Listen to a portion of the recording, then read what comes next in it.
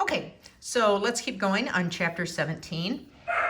So you've heard me talking about antibodies, and I'll get into a more detailed description of what those are in just a few minutes. But a couple of other terms that I want to define. The first one being antigen. So an antigen is any substance that the body, okay, so meaning your body, your immune system, sees as foreign to you and that then will trigger an immune response. Okay, so this can mean inflammation, any non-specific immune response, but also what we're talking about here is specifically the immune response that leads to a production of antibodies against whatever antigen it is. Now, normally antigens are usually large protein molecules. Okay, so lipids and carbohydrates, for whatever reason, are not very good at triggering an immune response where antibodies are produced. It's normally large protein molecules. Okay, so keep that in mind. Not only does it have to be protein, but it has to be large. And I want to add here that normally the antigen, right, it's something foreign to us, like a virus or a bacteria. However, sometimes our immune system messes up and it sees cells that are actually our own cells as antigens. That's when an autoimmune disease results. So sometimes, the immune system is not perfect, okay? On an antigen, you can also have several what are referred to, and actually up to hundreds, of what we call epitopes or antigenic determinants. Okay, so down here, for the scope of this class, we are going to use the term epitope, antigenic determinant, and hapten as meaning the same thing. They're actually slightly different, so if you go on to take an advanced immunology class, you'll learn about those differences. But these are areas to which the antibodies actually bind. Okay, so an antigen can actually be very large, and you can have several different epitopes or antigenic determinants on the same antigen.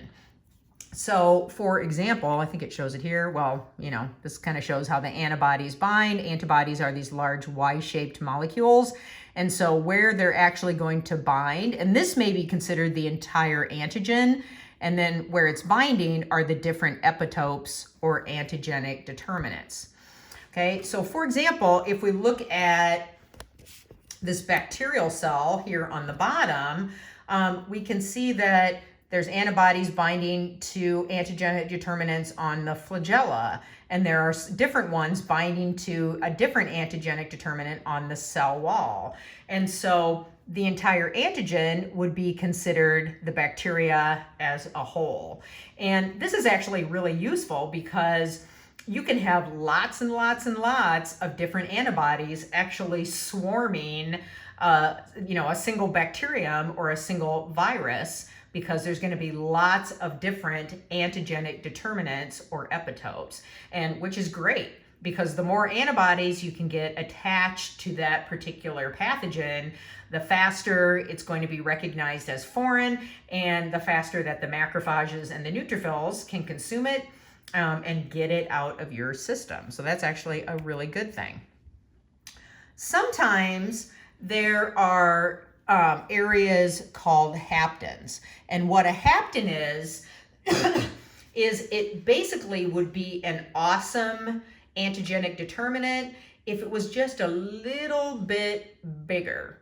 Okay, so haptens can be combined with different molecules to be able to produce vaccines, okay? But what a hapten is, it's a little too small on its own to elicit an immune response by itself, okay? However, it still is very specific. It belongs to whatever foreign pathogen, and it could elicit an immune response. Okay, then we've talked about antibodies, and we're gonna get into the specifics of those, but an antibody is produced in response to an antigen, And then that triggers your immune system to eventually, get to the point where antibodies are produced. It doesn't happen instantaneously the first time you are exposed to a particular pathogen. But what's hopeful is that you'll have long-lasting immunity, and the response is much, much faster when you see that particular antigen, the second time or the third time or the 20th time in your lifetime. Okay, also the term titer. So we can look at titer in a couple of different ways. Titer is the amount of antigen needed to produce an immune response. You can look at it that way. So when vaccines are produced, they basically are produced with an amount of, or a titer of antigen that is going to stimulate the immune system in the majority of people. Okay, so that's why there's always a few outliers of people that don't respond well to a vaccine, and sometimes they can still get the pathogen even if they've been vaccinated. But most of the time, that titer is calculated for the majority of the population, okay? So titer can be the amount of antigen needed to stimulate your immune system to produce antibody. Titer can also be a term used to describe how much antibody is present in your serum, okay? So for example, back in the day when I was at the crime lab, I had to go through the hepatitis B vaccination series.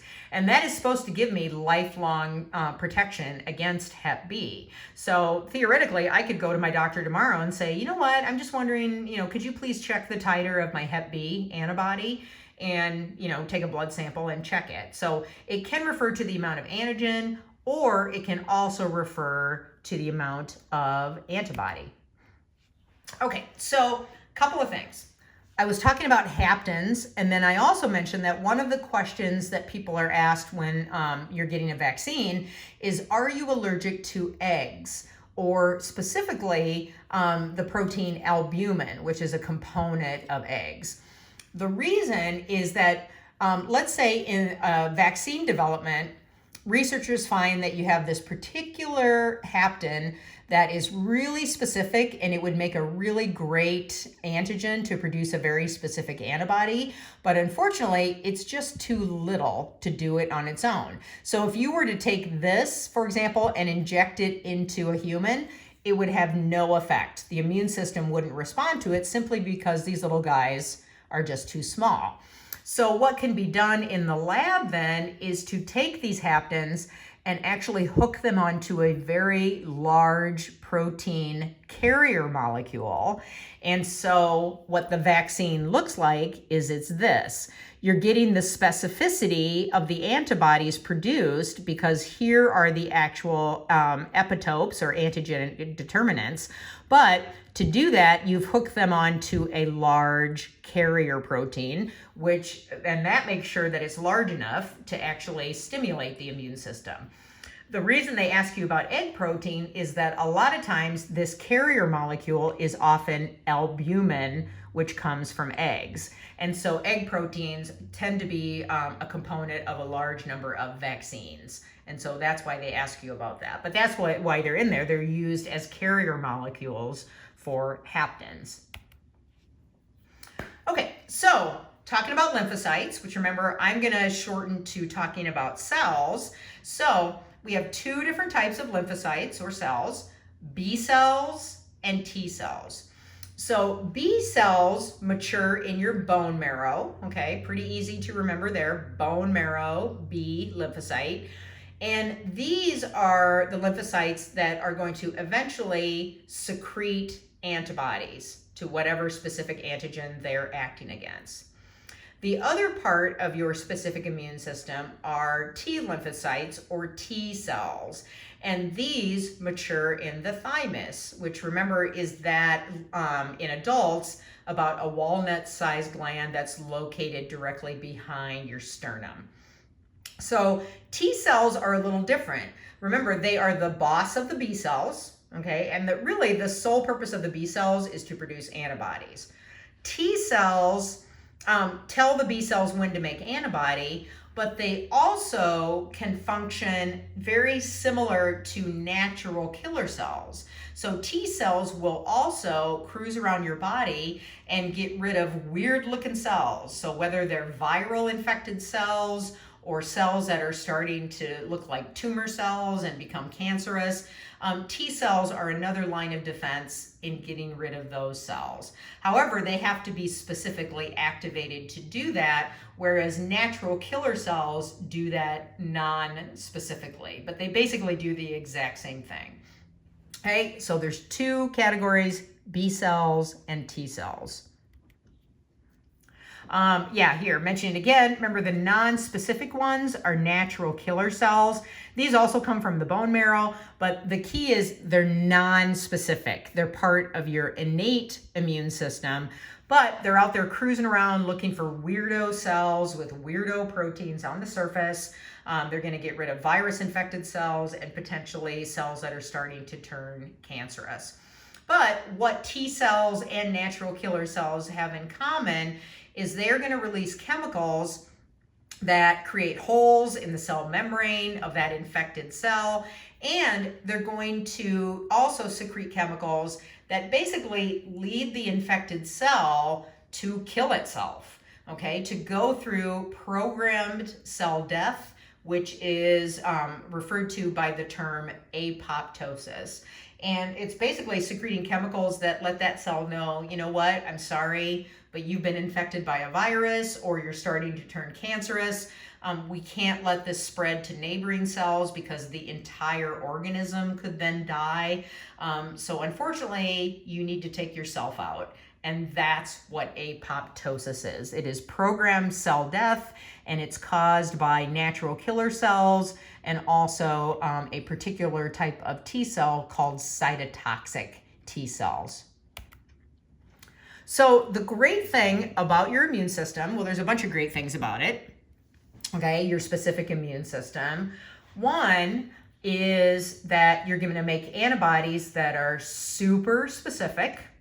And antibodies are going to help you in a bunch of different things. They're going to coat antigens that are foreign, let your macrophages and neutrophils know that, this doesn't belong, get it out of here. They're going to help neutralize toxins and maybe neutralize viruses before they can ever get to your cells and infect you. So they do a lot of great things.